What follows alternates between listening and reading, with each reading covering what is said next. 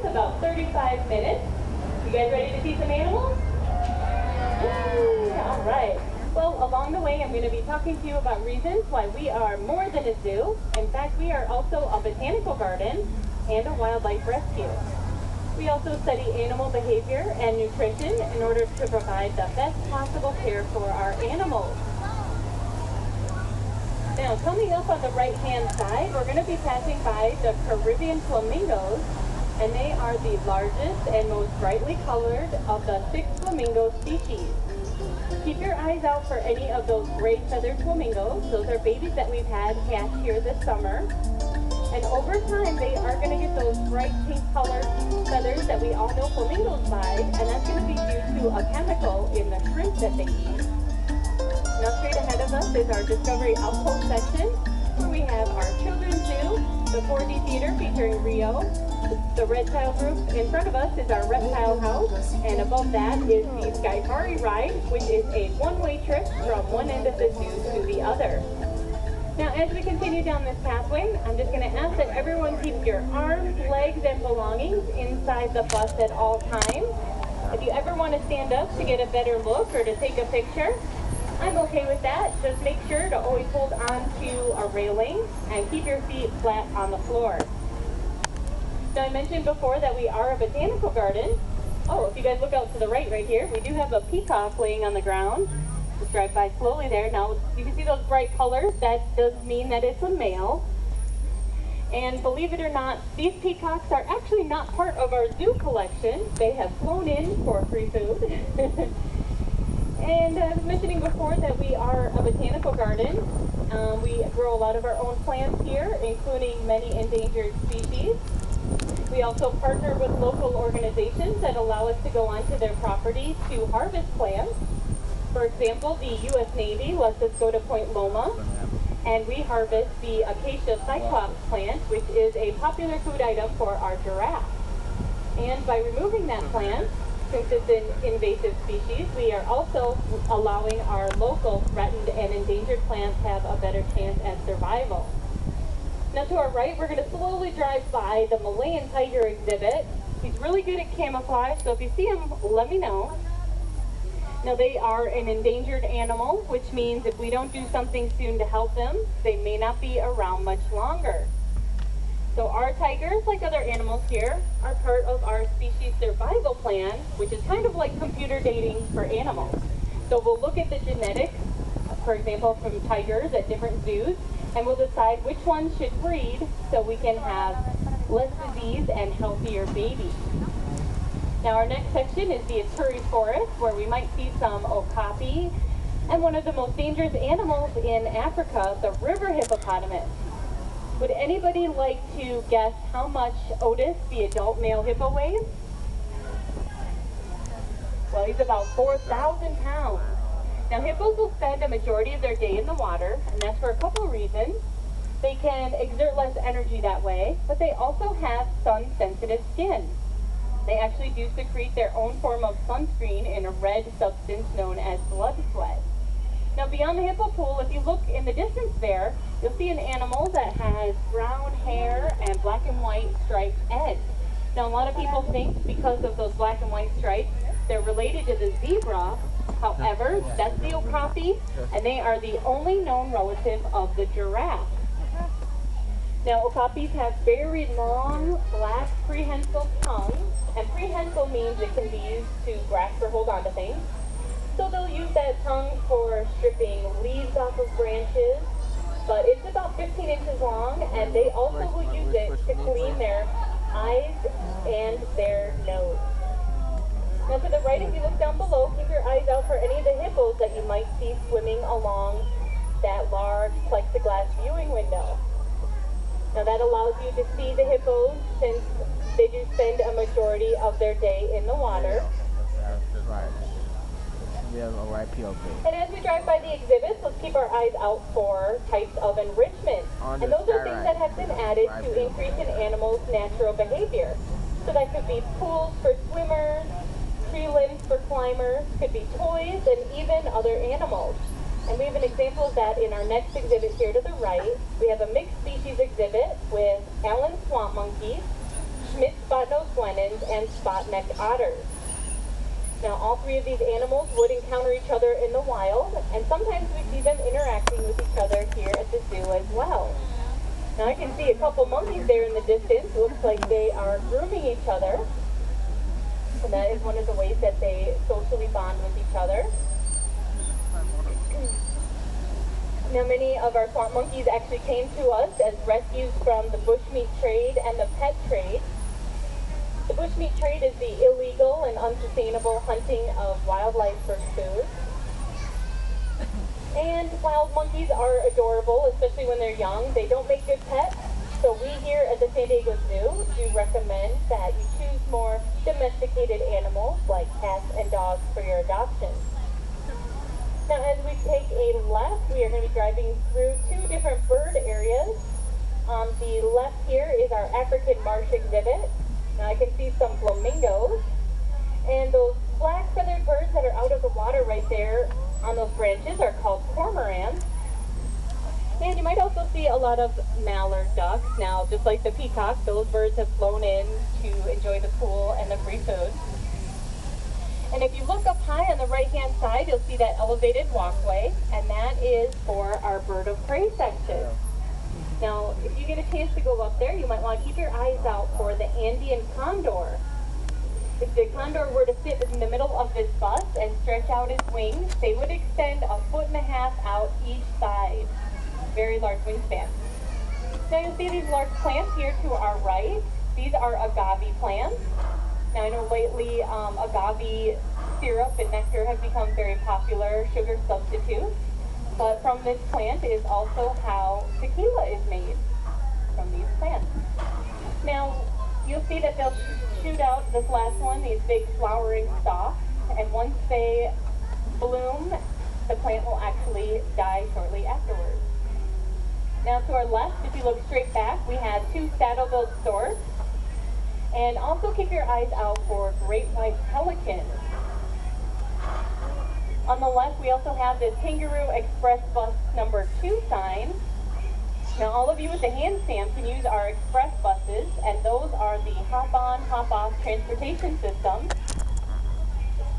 And if you want to find where they are, we have 5 of them throughout the zoo. And by looking on your map, you can find them by looking for the yellow kangaroo logo. Now, our express buses will stop automatically every 15 minutes at each stop. And it's the great way to avoid some of the hills and walking here at the zoo. Now, as we head up this hill, we will be driving alongside Highway 163. And if you take that 30 miles north, you'll come to the San Diego Zoo Safari Park. And it was created originally in the 60s as a breeding facility and was opened to the public in 1972. Now, if you haven't been there before, it's a great place where you can see herds of animals roaming, and they're about 20 times the size of our zoo, and half the acreage has been set aside for native wildlife.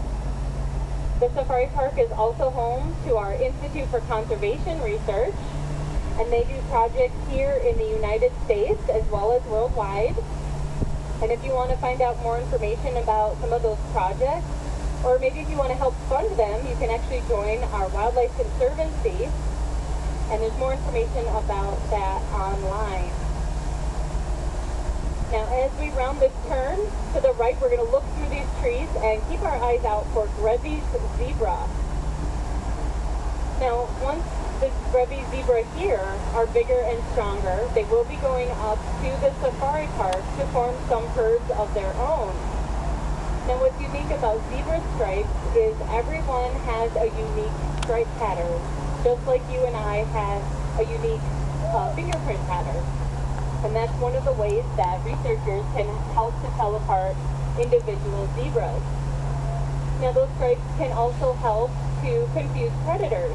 So if you imagine a herd of zebras running around constantly changing directions, those black and white stripes actually will play tricks on the eye and make it hard for an individual, like a lion for example, to pinpoint one animal to attack.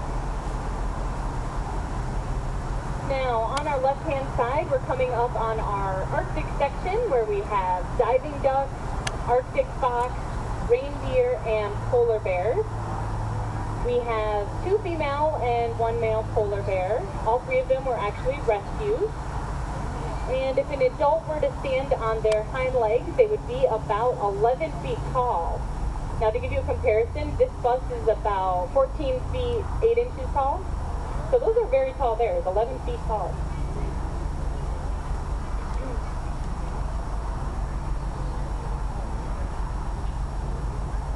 Now every year in the Arctic there is less and less ice every year due to climate change. Ice is of course very important to the polar bears because that's where they do their hunting. They are designed to blend in and camouflage with the ice. And they also make icy dens for their cubs on the ice. Now there are things that we can do here locally to help lessen the effects of climate change. And that is to use your air conditioning less and to also plan out your car trips so you can save fuel. Now as this bus in front of us starts to pull away, it's going to be our turn to see if any of those polar bears are visible.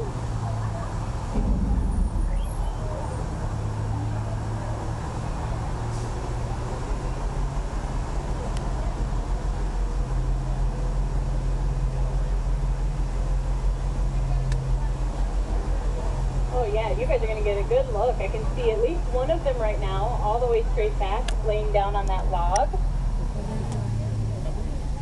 Alright, so we're going to stop here. You guys can take a few pictures. And feel free to stand up and walk to a place where you can get a better view of the polar bear.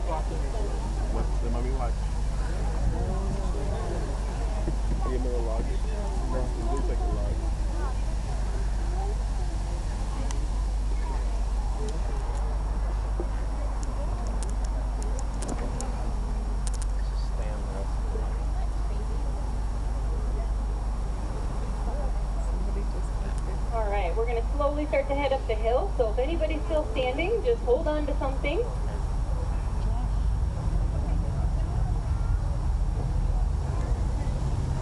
Now, as we continue on up this hill, to our right, we're going to be passing by a lot of different antelope exhibits. And antelopes are a common prey item, so you might see them looking around in all directions for predators. And obviously they aren't going to encounter any here at the zoo, but it is something that we call a natural instinct, so it's something that you might still see here. Now to the right, let's pull forward and we're going to stop because I want to point out these Bontebok to all of you. See if everybody can get a good look here. So we've had 2 babies born here this summer. Right now I'm seeing at least one of them. So the Bontebok are from Africa, and you'll notice that they have that darkish brown purplish coloration with some whitish ivory stripe patterns there. And look at the baby on the left hand side. Now that baby has that tan coloration, which is going to help it with camouflage a little bit until it gets older. Now if you're standing up, I'm just going to slowly start to pull forward, so just hold on to something. Now if you also get a good look at the horns on the Bontebok, they have beautiful ridges that circle around the horns all the way up to the top. Once again, you can find the Bontebok in Africa. And next up, another antelope from Africa is the Gerenuk. And now this animal is tan in color. And look at those long, slender necks.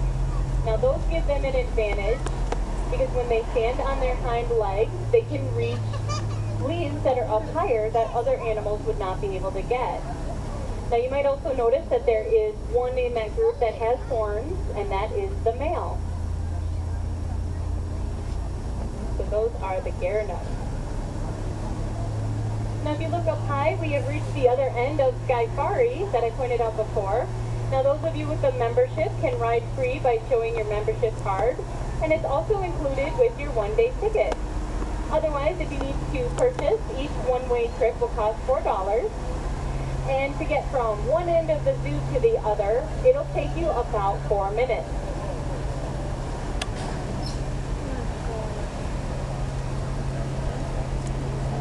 Now as we make this turn on the right-hand side, we have our second 4D theater. This one is featuring Ice Age, Dawn of the Dinosaurs. And to our left, we have a brand new exhibit that just opened up this summer for our pumas. There are two in there, so let's keep our eyes open for them. And this new exhibit offers a lot of leaping and climbing opportunities for them.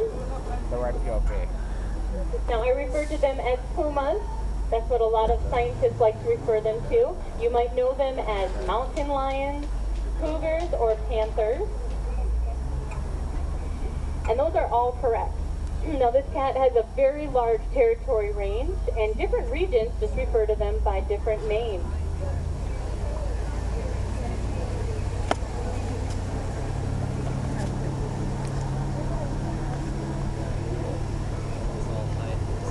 On the left-hand side, we're going to be passing by Kangaroo Express bus stop number 3. And straight ahead is the entrance to Elephant Odyssey. If you walk through there, that's where you can see what San Diego may have looked like after the last ice age. So there will be examples of ancient creatures and their modern-day counterparts, theories as to why those animals disappeared, and steps that our scientists here at the zoo are taking to save our current animals from extinction. Now to our left, we're just driving by our pollinator garden. That was created recently by our entomology and horticulture team to help attract our local pollinators, which are very important. Unfortunately, many types have been killed due to pesticide use. To our right is the African lion exhibit. We have one male and one female. Now right now I'm getting a good look at that male up on this pedestal to our right. Now you might notice it looks like he's sleeping right now.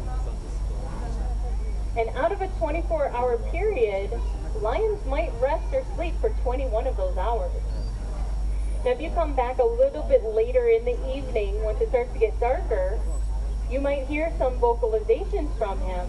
In fact, believe it or not, but a lion's roar can be heard up to 5 miles away.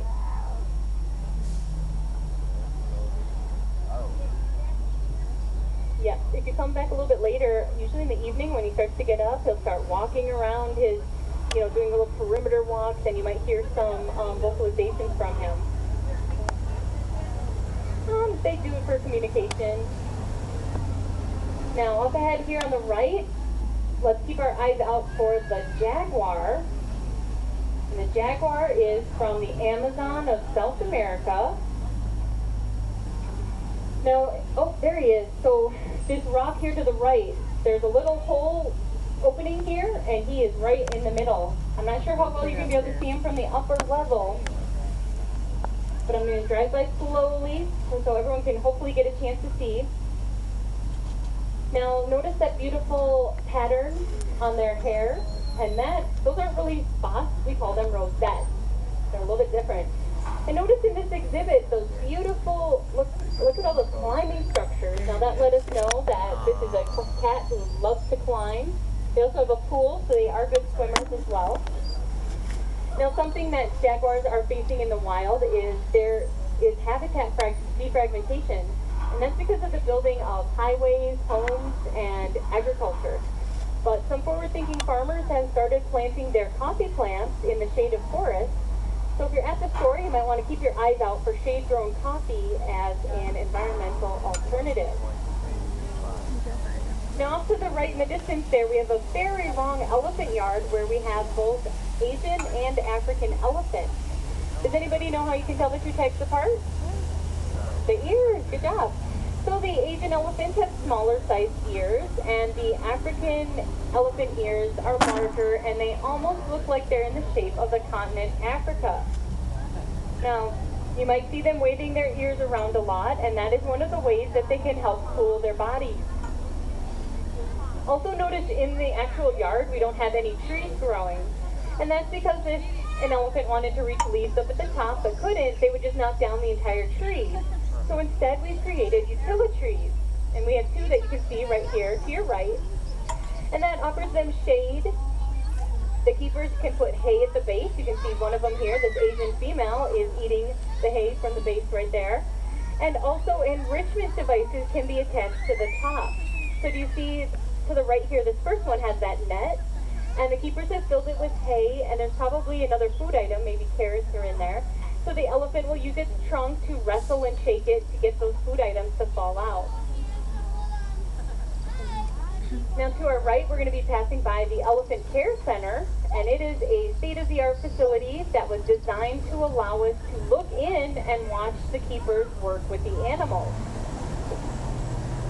Now, elephants spend a lot of time on their feet, and they do weigh a lot, so their foot care and health is very important to us here at the San Diego Zoo. So our elephants get elephant pedicures. The keepers will soak their feet in tubs, and then they've been trained to stick their feet through the front of this exhibit. As we drive by, you'll see these little doors that can open up, and each foot will get stuck through one at a time for, about 20-minute session, I think it is, and they can get their nails trimmed, their foot pads cleaned. So to the right, there's even a little picture if you're back in this area and you want to read more about it. And that way we can make sure that they stay in excellent health and are healthy, happy elephants.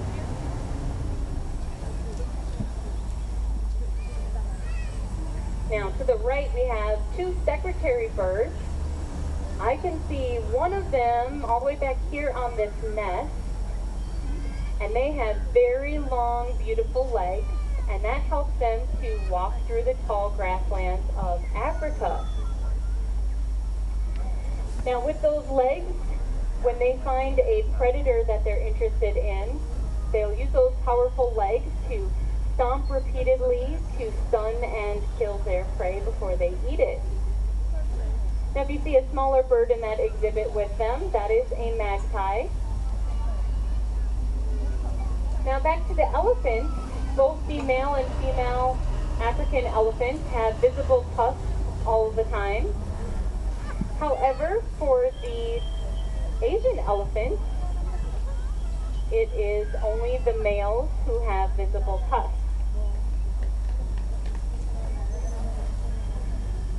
Now to our right, we are coming up on a female Asian elephant. I'm going to pull forward a little bit here. And notice that you cannot see any tusks on her. Now, unless she were to raise her trunk really high up in the air, you wouldn't be able to see them. She does have them, but they are just very short. Now, in the next exhibit that we're approaching, you'll be able to see an Asian male elephant, and his name is Ranchapur, and he has very long, beautiful tusks. In fact, those tusks do continue to grow, so Ranchapur has been trained to allow for tusk trimming. And someone just asked if they mixed the elephants. Well, we do have the females together, the female Asian and African elephants, but we do have Ranchapur, the male, separated from the group. Now, those tusks do get trimmed. He has been trained to allow for that, and that way we can prevent those tusks from crisscrossing or reaching a length that would inhibit his ability to walk. Now to our right, beyond Ranchapur's exhibit, is our Saber-Tooth Grill. So if you're in this area and you get hungry, that's a great place to go get something to eat.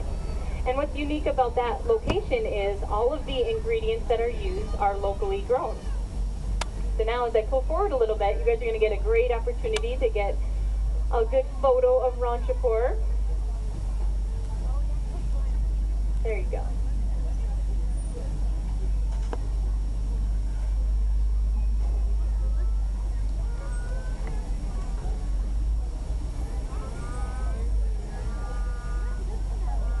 Now as we pull forward to the right, keep your eyes out for the pronghorn and the dromedary camel.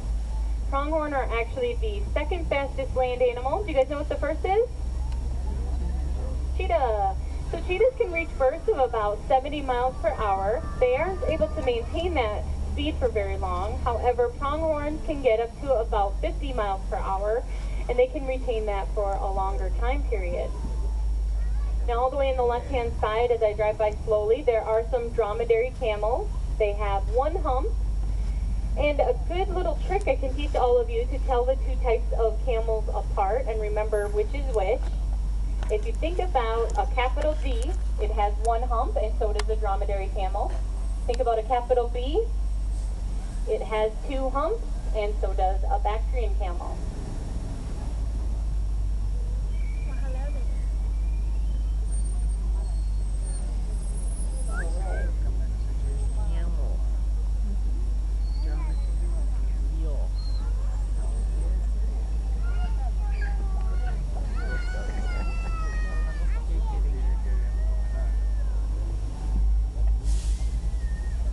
As we pull forward, if you look really up high on the right-hand side, we're going to be passing by a type of vulture called the California condor.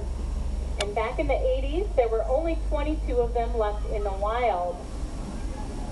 The California Condor Recovery Program took those 22 birds and brought them to our safari park, where we gave them a safe environment away from hunting and disease.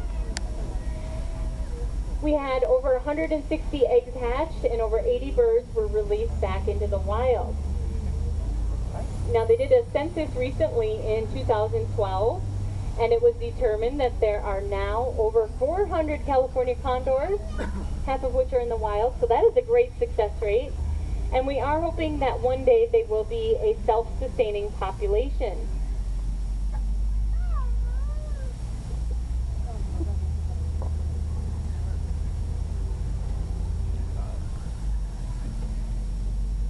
Now, one of the reasons that there were only 22 left in the wild back in the 80s was due to, one of the reasons I mentioned was hunting, and that was because a lot of hunters used to use lead ammunition, and that lead would get eaten by other animals that then the birds would eat, or even if it broke down, the condors would come and eat that, and unfortunately that would cause very slow, painful deaths for the birds. So another helpful thing we can point out is that if you are a hunter or know someone, to encourage them not to use lead-based ammunition. Now to our right, we're passing by Kangaroo Express bus stop number 4.